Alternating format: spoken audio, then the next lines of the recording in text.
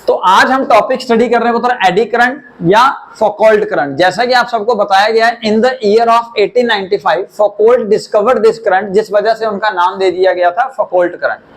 अब eddy current या Foucault current की एक्चुअल डेफिनेशन क्या है? वही डेफिनेशन जो आप थोड़ी देर पहले पढ़ चुके हैं कि जब कभी भी magnetic flux linked with the conductor change होगा, यहां देखिए ध्यान से मैंने क्या वर्ड लिखा, conductor, linked with the conductor change होगा, तो वहां पे करंट इंड्यूस हो जाएगा उस कंडक्टर के अंदर, और उस करंट को आप कहोगे एडी करंट्स। इन एडी करंट्स की शेप जो है in the conductor just like होगी whirlpool in the water, whirlpool in the water. जैसे पानी के अंदर भवंडर्स पैदा होते हैं, कुछ वैसा सा ही आपके कंडक्टर के अंदर जो magnetic field of lines change होने की वजह से करंट इंड्यूस होगा, उसको आप कह सकते हो एडी करंट। अब करंट जो इंड्यूस होगा तो उसका फॉर्मूला होगा induced EMF divided by resistance of that conductor. Induced EMF का formula according to Faraday second law, आप सबको पता है, minus delta phi by delta t. अगर हम यहाँ पे सिर्फ मैग्नीट्यूड की बात करेंगे तो हम ले सकते हैं delta phi by delta T का मोड, सिर्फ मैग्नीट्यूड, नेगेटिव साइन हटा देंगे। तो इस हिसाब से I is equal to delta phi by D T divided by R. In other words, अगर वेरी वेरी स्मॉल चेंज है magnetic flux in very very small time T, तो हम इसको लिखेंगे I is equal to D phi by D T divided by are.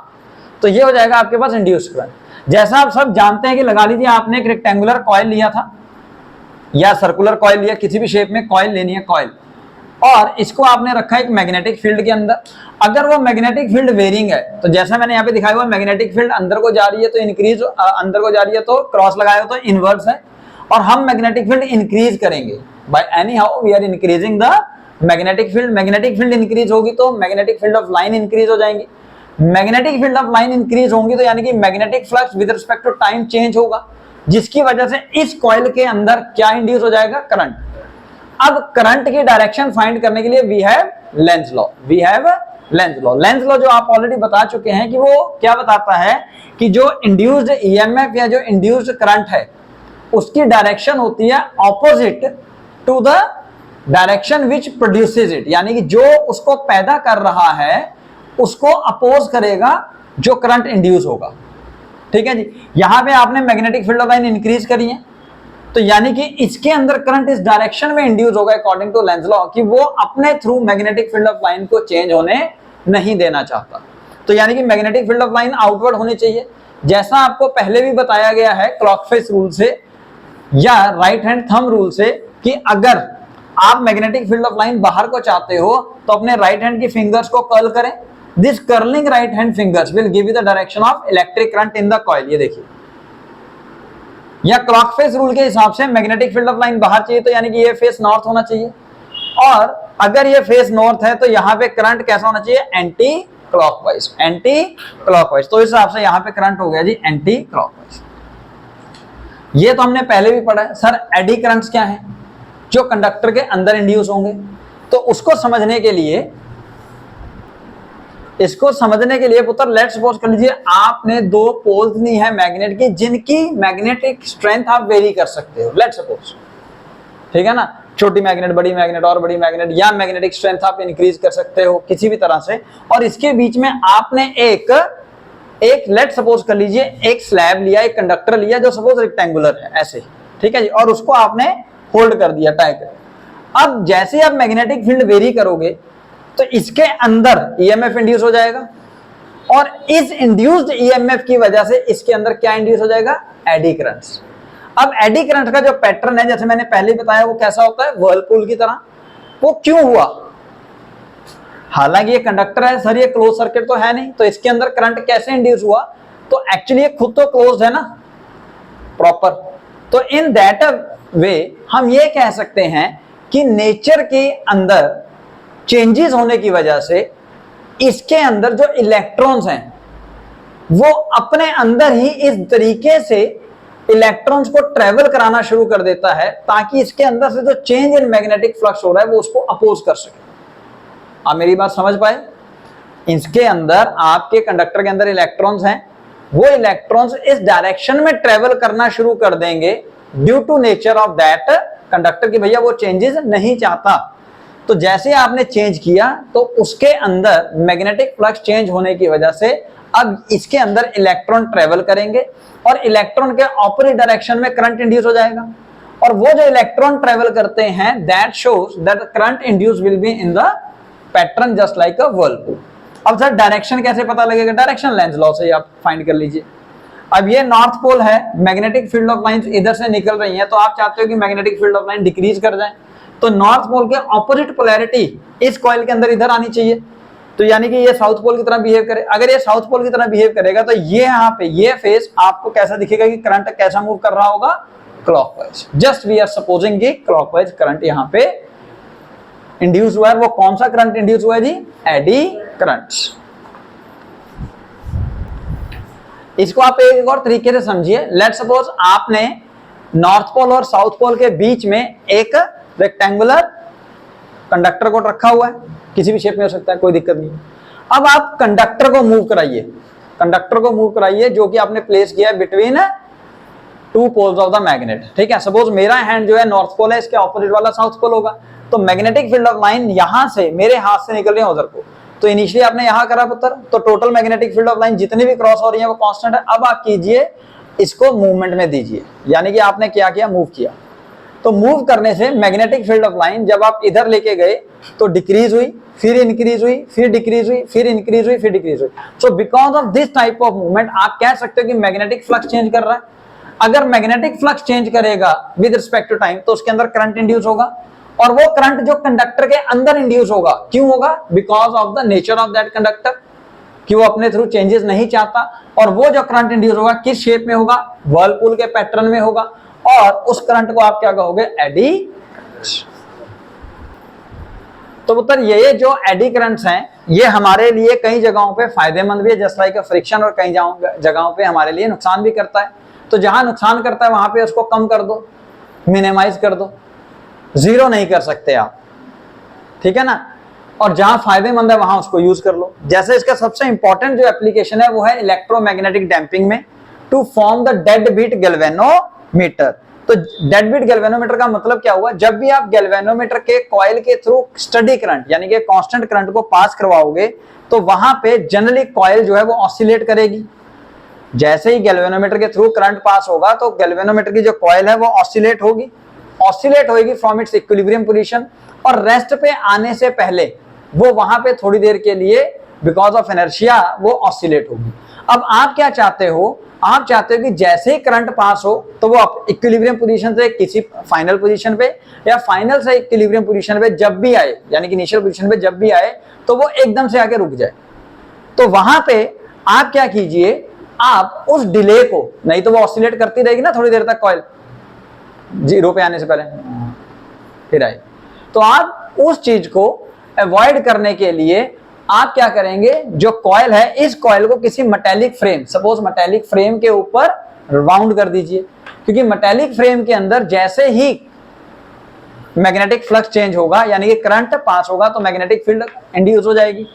Magnetic field की वजह से उसके अंदर एडी करंट इंड्यूस हो जाएंगे, और वो एडी करंट जो है उस इंक्रीज्ड मैग्नेटिक फील्ड को अपोज करने की कोशिश करेगा, जिसकी वजह से आपके जो एडी करंट्स हैं वो एकदम से उस पोजीशन पे ले जाके आपके कॉइल को रोक देंगे। सो यानी कि डेड बीट गैल्वेनोमीटर, यानी कि गैल्वेनोमीटर के अंदर किसी भी तरह की ऑसिलेशन नहीं होगी। So as the coil is deflected, eddy current set up in the metallic frame which opposes its motion, because of that eddy current we can say the coil will do not oscillate, coil will not oscillate, और वो एकदम से जाके अपनी position को acquire करेगी। दूसरा इसका जो यूज होगा सबसे ज्यादा इंपॉर्टेंट वो होगा इलेक्ट्रोमैग्नेटिक ब्रेक्स के अंदर।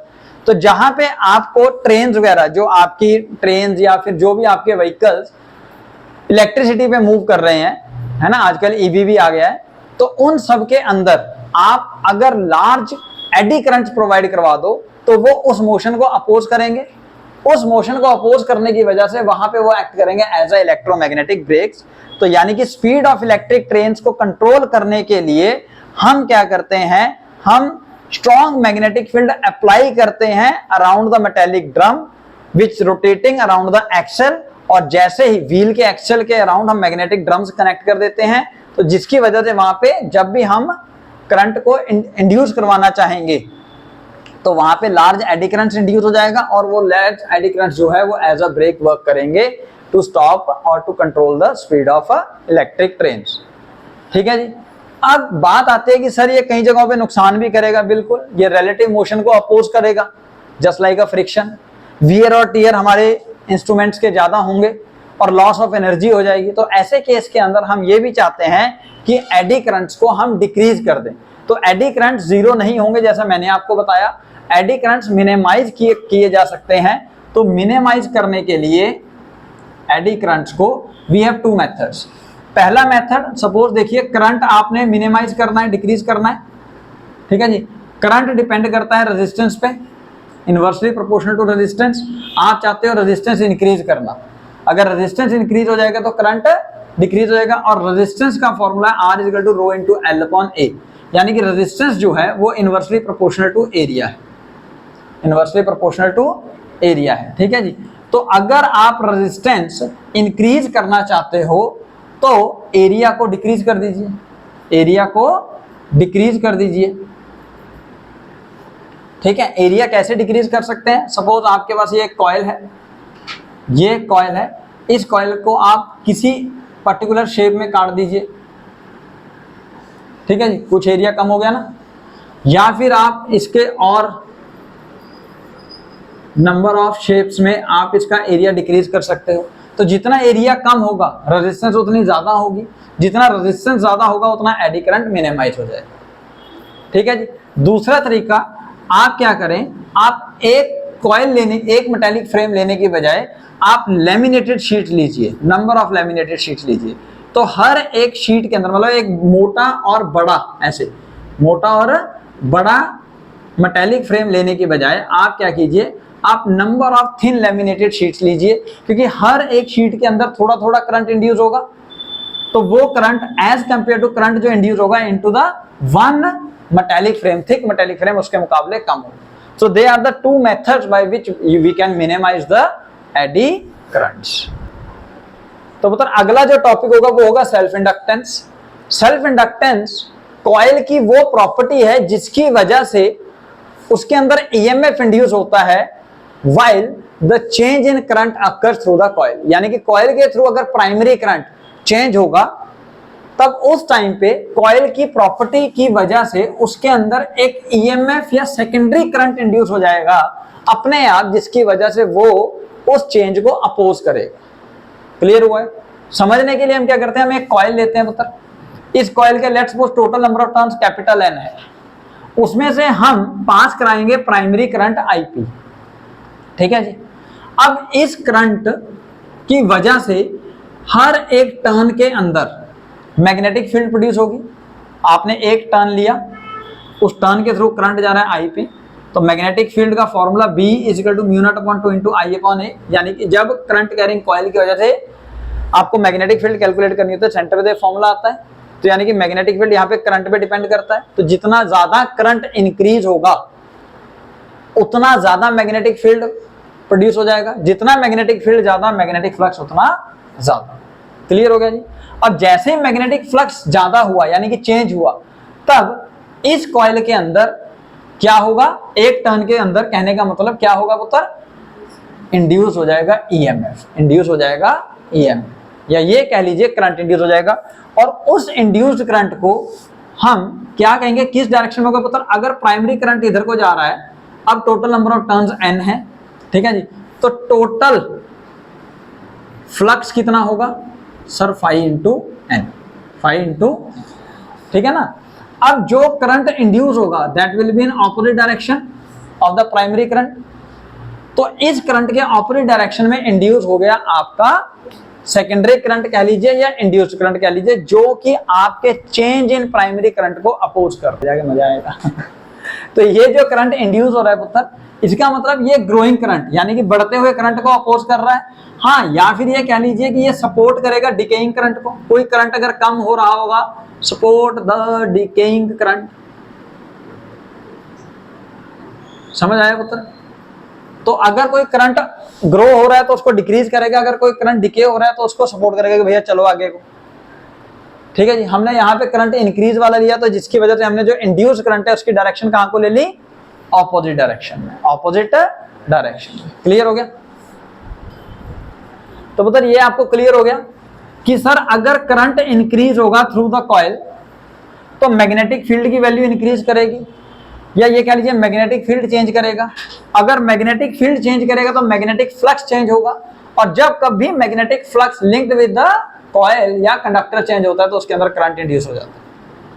ठीक है जी, ठीक है। अब एक्सपेरिमेंटली पाया गया दैट द टोटल फ्लक्स जो भी यहां पे होगा that is directly proportional to the induced current. I अब प्रोपोर्शनलिटी का साइन हटाएंगे, then you will get a constant term L here. इसको मैं स्मॉल आई को capital I. So what is this capital L? This is coefficient, this is, तो ये L क्या है पुत्र? This is coefficient of self inductance, जिसको हम लिख सकते हैं L is equal to phi into N by I.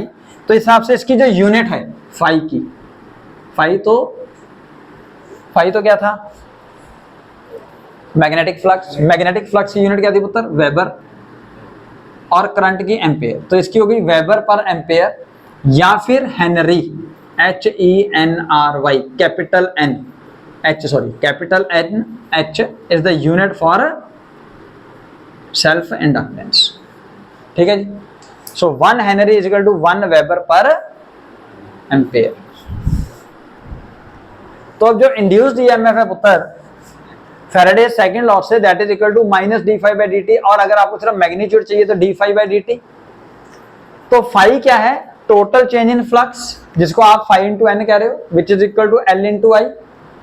तो अब d into L into I by D t, L constant है बाहर आ जाएगा, तो ईएमएफ का फॉर्मूला आ गया L into D I by D t, L into D I by D T. तो इस हिसाब से एल का एक और फॉर्मूला बन जाता है ई upon D I by D T, E upon D I by D T. यानी कि अगर if D I by D T, D I by D T का मतलब है rate of change of current, rate of change of current 1 unit हो जाए, यानी कि हम कह सकते हैं 1 एम्पेयर पर सेकंड हो जाए, तब उस समय आपका जो कोफिशिएंट ऑफ सेल्फ इंडक्टेंस है वो किसके बराबर हो जाएगा? इंड्यूस्ड ईएमएफ के, इंड्यूस्ड ईएमएफ के। तो मतलब जैसा मैंने आपको बताया कि L जो है वो इंड्यूस्ड ईएमएफ के बराबर होगा, कब? जब rate of change of current through the coil कितना हो जाएगा? 1 एम्पेयर पर सेकंड। तो हम कह सकते हैं the coefficient of self inductance is equal to the EMF induced into the coil when the rate of change of current through the coil is 1 ampere per second. ठीक है पुत्र, और unit अभी आपको मैंने बताई इसकी 1 henry is equal to 1 weber per ampere. तो आप इस हिसाब से definition of self inductance easily लिख सकते हैं।